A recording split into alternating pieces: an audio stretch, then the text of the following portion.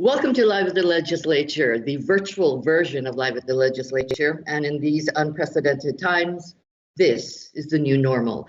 Joining me this morning is Representative Della Belatti. She is the majority leader for the House of Representatives.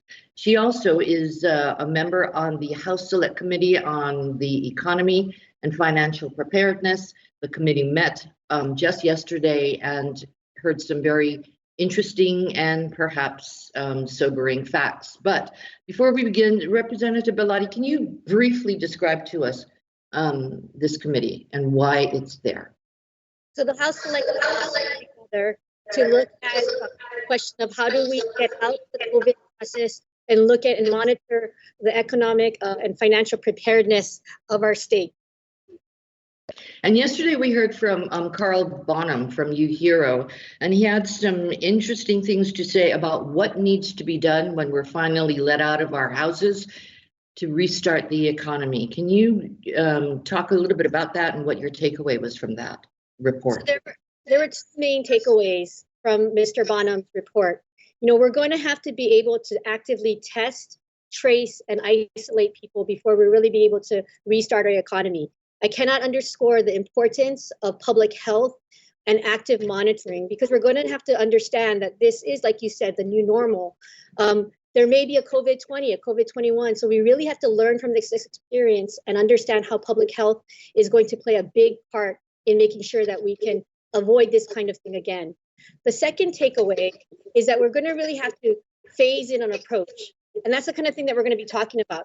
It's not going to be a focus on reopening the tourist economy. We really have to look at how are we going to open up the local non-tourist economy first. What are local businesses going to have to do to position themselves in this new world? What are the kind of testing mechanisms we're going to have? What are the kinds of public health measures we're going to have in place so that we can operate in this new normal? But I think this is going to take us, and what I like about the Select Committee is that we're focusing in on these questions and pivoting to this issue of how do we identify when we're ready based upon the testing that we know that's happening, the ability of our hospitals to handle whatever new cases may be coming about, and whether or not we're able to actively monitor individuals. Because what we don't want to happen is resurgence that we see in some communities where they may have opened up too early. Well, in that vein, it seems like for some of our businesses, for example, yesterday, the restaurant industry representative said that while they are doing takeaways and stuff, it's still not enough for them. So they put in a special request to the committee to ask them if they could start also including liquor into the thing. And I think you've been point person on that particular request. Sure. So what we're seeing is that under the orders now, whether or not there are some regulations that can allow things like the direct sale of different things so that it can complement what the local businesses are doing.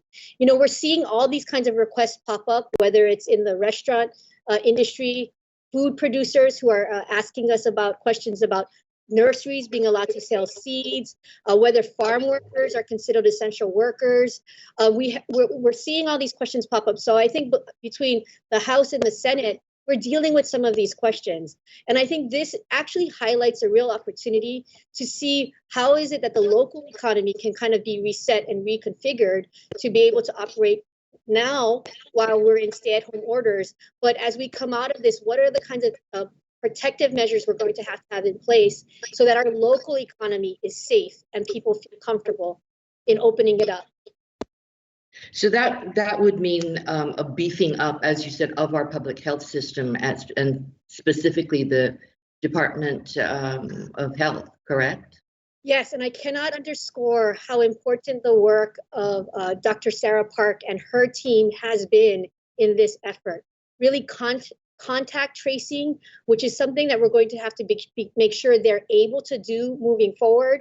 Again, when we move into the new world, and again, pandemics, these kinds of viruses may be with us. We know that we're already looking down to the next flu season.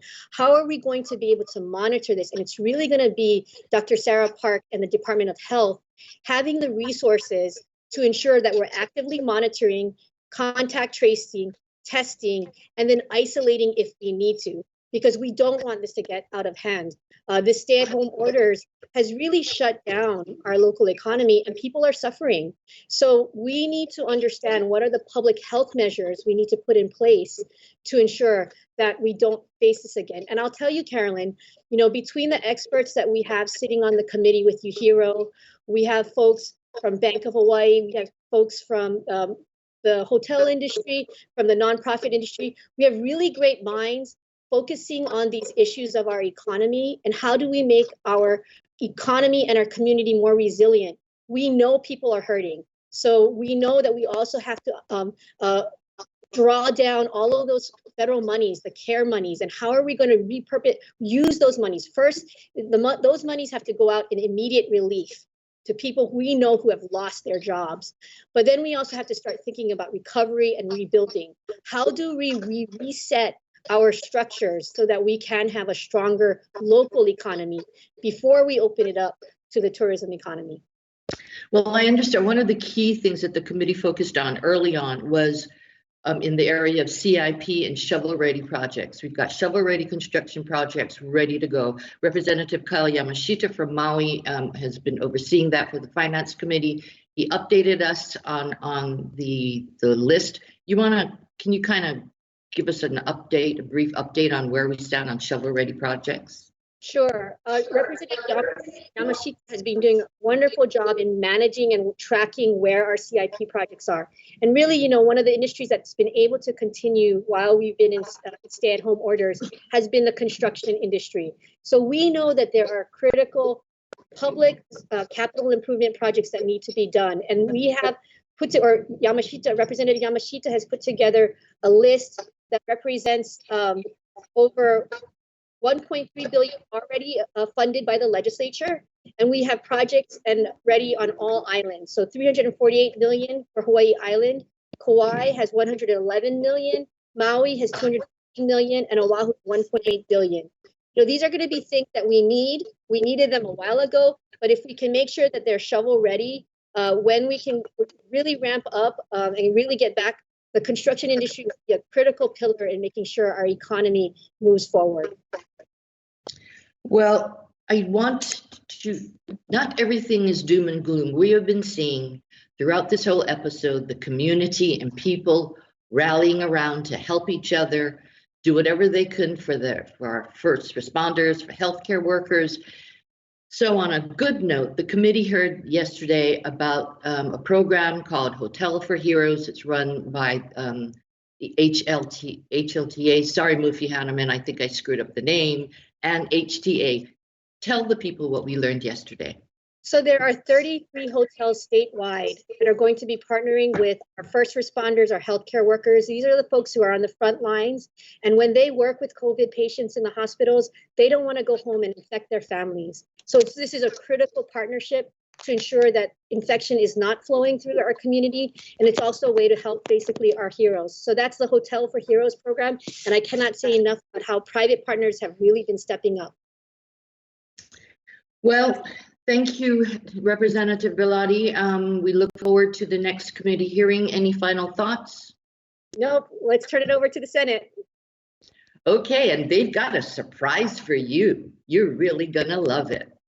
Thank you, everybody, for joining us at Virtual Live at the Legislature. We will see you next week, Tuesday. Aloha.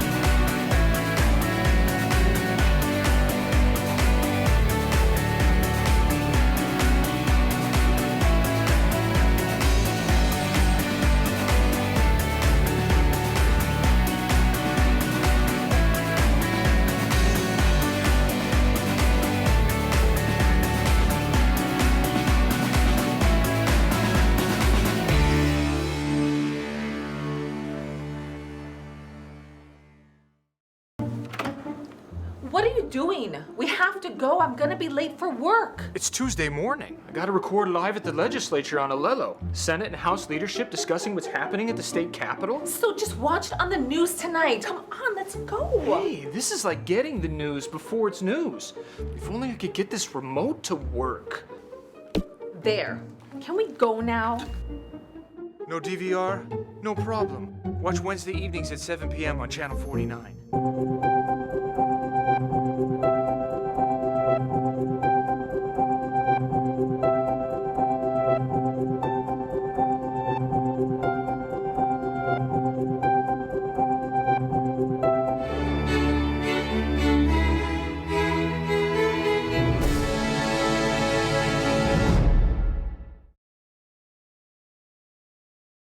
Aloha and welcome back to Live at the Legislature.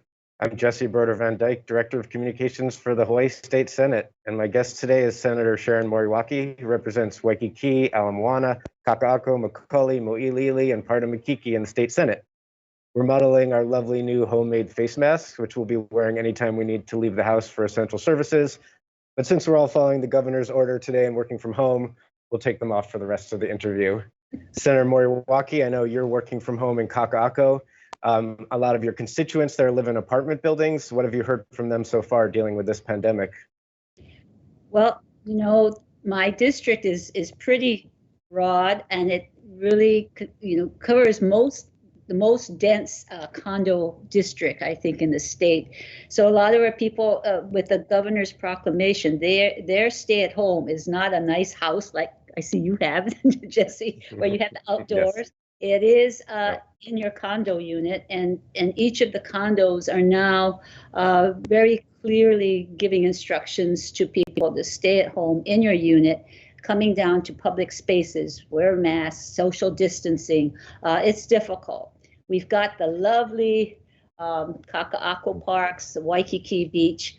So people are really pressed to stay indoors. Right. And so I real instructions on caring for other people to keep the social distancing. It's so. And you worked with Ward Village to have them keep their farmers market open because people in your community need to eat, but they made some adjustments. Right. So the grocery stores are open, and farmers markets are open because they sell food. But the problem is the social distancing. I went 2 weeks ago at our Kaka'ako farmers market, and it was just a conversion, like bees, in a hive. And I spoke with Tadapo there, and he talked to his farmers market organizer. And in 1 week, they were able to put the 6-foot distancing, but it still had to be worked on. So I think this coming week, they're going to have, like the mayor's car, the food to car, something like that. But everybody each week, day by day, adjusting to this new normal. And I think it's a good thing because we're more mindful about what we do and what we do for other people as well as ourselves. Yeah, we're all adjusting, and I know you and your colleagues have been having meetings by Zoom, and we're using Microsoft Teams right now and a whole bunch of other programs trying to keep things going. This is only your second year in the Senate, and you and your colleagues had to suspend the session, which has never happened before. What's the plan going forward with the rest of the session? Yes, I thought this year was, getting better. We were more, the revenue, the Council of Revenue's projection was good in January, February. We thought that we're going to be helping people who are, with the minimum wage, the affordable housing bills, and boom, we had the COVID-19 crisis on our front doors. So going forward, I think I have to give credit to our chair of Ways and Means. We were looking at, in February, the end of February, looking at a budget to send over to the House to work on helping the state get through the COVID-19 crisis with funding for DOH, Department of Health, Department of Defense, looking at how we can buttress ourselves. And during those meetings, we asked the administration for their plan. We knew that Washington State had been through the crisis, and they had a handbook on how they plan for the low, moderate, and severe levels of threat and what they did. So we asked the administration for that, and through that process of feeling the administration wasn't moving fast enough, the senator and the president appointed a committee, the special committee on COVID virus, and we've been meeting since, really hearing from the community and being the voice for the community to urge and prod the administration to move faster in this period of urgency and emergency. And so you and your 5 colleagues on this special committee on COVID-19 have been meeting, and your next meeting is tomorrow on Wednesday. The committee was one of the first organizations to call for the closing of harbors and airports to keep visitors and returning residents from bringing COVID-19 here. How is that working out? Well, the good news is that they did. They now have a process in place, so it is moving better. The harbors are closed to passengers disembarking except for residents, and everybody has to go through medical testing and a 14-day quarantine. The harbors, at least, and the cargoes, ships can come in, unload cargo, but nobody disembarks.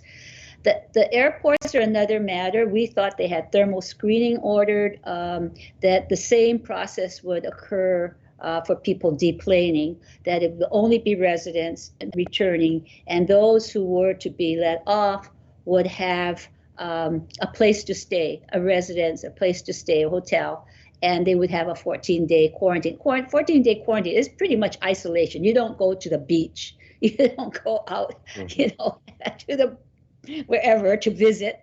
You stay in your room, quarantine, so that you don't infect others, and we can see whether you're positive or not. I don't think that was really happening, and it wasn't being monitored to the full extent. So we are asking again for DOT, especially the airports, to be much more careful, work with their staff, making sure that they do check every single person. Now that the National Guard has been activated, I understand, and we will hear from General Hara tomorrow as well, that the National Guard is going to also be helping with those screenings. But we have to be so careful, because we learned early on that the virus is a traveling virus. So it would come in just from people returning from Las Vegas or Washington or hot spots, or from Korea or from China in the early days. So closing off our borders was one thing, but also the monitoring, the screening, the testing, which we were slow in starting and now is becoming more widespread, but certainly not enough, fast enough. And we really need to push in terms of keeping us as safe as possible. And it is a public health disease. It's not treating one person at a time, and that's what we're stopping, is the surge, so that we don't have so many people needing it without our resources to treat them. But we can prevent it by what we've learned from South Korea, from Taiwan, from Singapore. All of these are island countries, same idea.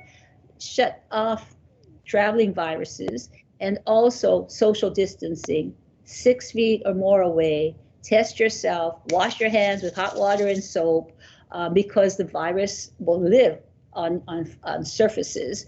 So everything is to prevent masking up that Mayor Caldwell put into place is entirely important. Not so much for you not catching it, but for you, and this is, you may be asymptomatic, you may be a carrier. It's for you caring about other people around you and in the community, so that you don't spread what you may not know you have. So all of this is all of us. A new normal is really caring for other people than yourself. Also yourself, but also others. And we're Thank learning. you so much, Senator. Yes. Yeah, we're pushing that. Yep. We all have to look out for one another. And unfortunately, we're running out of time, but I know you're also looking at the financial and economic impacts of this crisis, and you had Senator Schatz testify earlier or last week, and on our website, Hawaii Senate Majority, and on our Hawaii Senate Facebook and Twitter pages, we have links to some of the federal resources that are available for small businesses that the committee provided. So that's there. Please visit hawaiisenatemajority.com Thank you so much, Senator Moriwaki. We'll be watching the committee's work. Again, there's another committee hearing tomorrow, and we'll be back here next week. Thank you so much, everyone. Aloha, everybody. Care for each other. Social distance.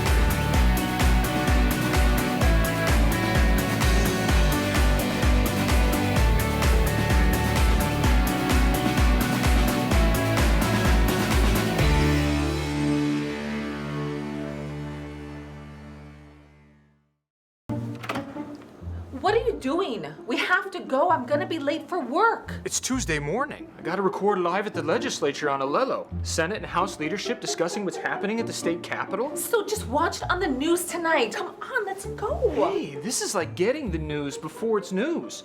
If only I could get this remote to work. There. Can we go now? No DVR? No problem. Watch Wednesday evenings at 7 p.m. on Channel 49.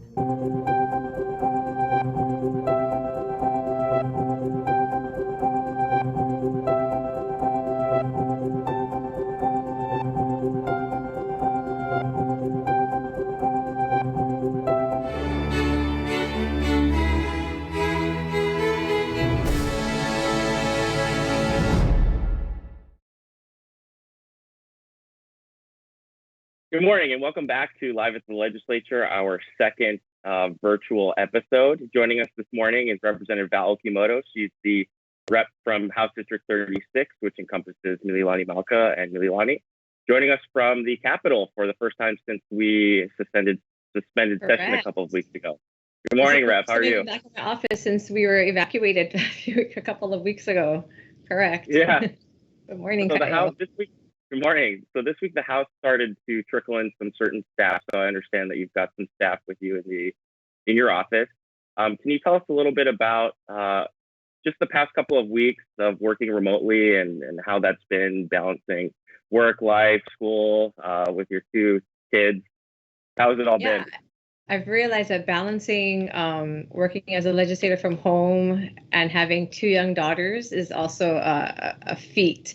But I've been very grateful, like I mentioned in our previous episode, that my office staff is always working hard. We continue to work remotely, but also we have our research department that's been diligently working. Our digital media, our communications director, and our ledge analysts have been working really hard to keep us informed, abreast, aware of what's going on.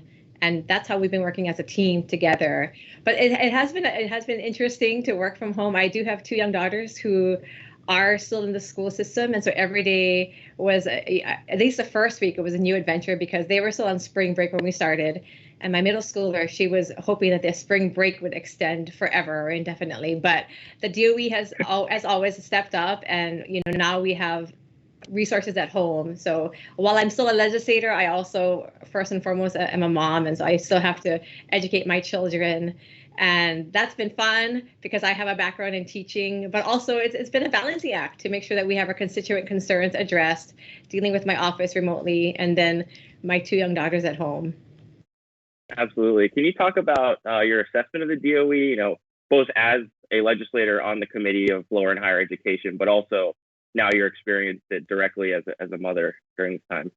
Right. One thing that I wanted to mention, and I mentioned this to some people in our research department, is that DOE will always step up. I've been very grateful and pleased with what Dr. Kishimoto has done. One of the main things that they're doing right now is that grab and go lunch or meal program that they've implemented. And from when it started about 2 weeks ago till now, they're constantly reassessing and looking at the needs of the schools in our areas and providing the resources necessary. So I've been able to visit two sites. One is within my district, a Title I school, Kipapa Elementary School, and the other is a neighboring a school in Lehua, which is in Wahiwa. But I know that, they don't turn anybody away. The kids, some of these kids, this is the only meals that they get during the day. But I've just been really pleased with the resources that they've been providing for the keiki. It'll be a challenge, as this goes on for the parents and the students as well, to make sure that they have some form of normalcy in life. One thing that I want to mention also that my daughter's schools have been able to do is the teachers are constantly in communication with us. They provided resources at home, online class resources, scheduling. I have a schedule with my first grader who is constantly, she's very active, but I've had to maintain, we're going to do math and science and social studies. And the other day I made them go out for PE. I said, we're going to go out running. So maintaining social distance, because, we want to be respectful to the mandates given, but also trying to have my children at least have some form of what their life was before all this happened. Absolutely. And how have things been in your district? What's some of the work that you've been doing there in your community? Yeah, so I'm very grateful that we are able to, in this day and age, to have technology. We still will get phone calls and emails, so they will get directly sent to my email. And one thing that I've been really passionate about is making sure that our small businesses are taken care of, but also our kupuna. In my district, we have a couple of, elderly or senior living homes where they are either independent living or they have care providers provided for them. I've been able to reach out to a couple of them because I want to make sure that our kupuna are taken care of. That age, they are the ones that are greatest at risk. And so with all of that's happening in our communities and societies, I wanted to make sure that we're helping them. So I reached out to one. Last week, I was able to go and help deliver some meals that have been provided to them. And I'm also working with a nonprofit organization to get them some household supplies because they can't all go out, and we don't want them, going out in the community and exposing themselves to things that maybe will be harmful to their health. So things like that. My focus has always been on the people in my district first and foremost, and I want to make sure that we have their needs taken care of. So it's been a pleasure. I've been able to meet some people that I hadn't met before, but I wanted to stress that even though we're not here all the time, like I said, this is the first time I've been in my office since we evacuated that one day, that we're still open, we're still here to hear you and listen to your needs and concerns. And like you said, we haven't stopped working, and we've all been adjusting to Zoom and to all these different remote tools. So what have been some of the bigger constituent concerns, or what are most of the concerns that you get from your community? It varies, really. We get the same ones regarding safety issues, health issues. Right now, we're getting some concerns because people are home more. So there are some instances where some homeowners or residents in the area are concerned about what's happening in their neighboring homes. But for me, the concern, I think that's first and foremost, is the health and well-being of everybody. I pretty much have quarantine my own two daughters. They only leave if I take them out to get a school lunch or to visit a family member. But I think it's keeping everybody safe and making sure that while we're all going through this together, we want to make sure that we're being respectful to each other. This is Hawaii, and we want to make sure that this doesn't go on infinitely. So we want to ensure that the health and safety of everyone is taken care of. I'm able to once in a while go out for a run, and I respect and I appreciate those in my community who are practicing that social distancing, making sure that if we are passing each other, we give each other that space on the sidewalk or the street. And we got about a minute and a half left. And so you mentioned health, and we're looking at our economic health and our physical health, but mental health has also been a very big focus as of the past couple of weeks. So what are some things that you and your family have been doing to keep yourself sane from not just getting, cabin fever stuck at home? I think for me, this has actually been a little blessing in disguise, because with the legislative life and as a mom, it can be very fast paced. And this has really forced me to slow down and really unplug. I've spent more time than probably normal during a legislative session with my daughters, playing games, talking about what's happening. I have them watch the news with me. It's something that I probably didn't do beforehand because I want to make sure that they're aware, but also talking with them and just spending more time. I think we really need to, as a society, I mentioned this before, really unplug and connect with each other, because mental health is a serious issue. And with this going on, and we're not sure when it's going to end, we want to ensure that we're there for each other, really care for each other in our communities and in our families. Absolutely, absolutely. And how can folks get in contact with you before we end the segment? You can contact us through the Capitol website. My email is repokimoto@capitol.hawaii.gov. My phone number is 808-586-9460. All of those messages will be forwarded to me in my office, and we're very grateful to help. Please continue to work with us as we continue to work with you guys. I'm grateful for this opportunity. Thank you. Absolutely. Representative Okimoto, thank you for joining us this morning, and thanks again to the Olelo staff for setting all of this up. To the folks at home, stay safe. We will see you next week. Aloha. Bye.